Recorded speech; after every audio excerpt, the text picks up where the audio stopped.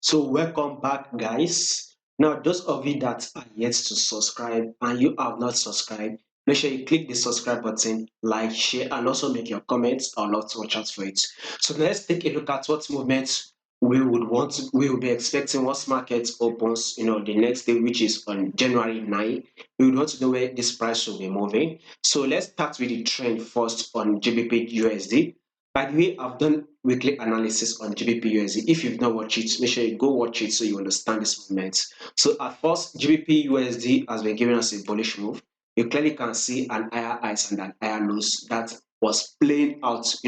It was playing out. And we can see that this price was trading above this 10 period moving average. Well, we can now see that there is like a change in direction, or what can we say? A change in movement, which is we are now on a bearish move on GBP USD, right? So price is dropping, no doubt about that. Basically, almost all our GBP pairs have been dropping, right? So basically, and we will still expect more drop, by the way. So this GBP USD more drop, and I've talked about expecting a bullish move on USD or DXY. The bullish move is to come. It's either we start having that bullish move this week or we start having it next week.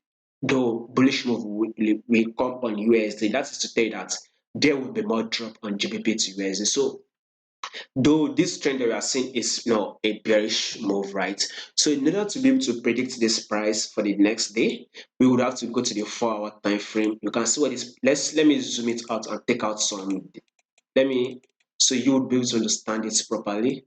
So um this so now let's zoom it to the 4-hour time frame. So you clearly can see that this price is actually ranging within this level, right?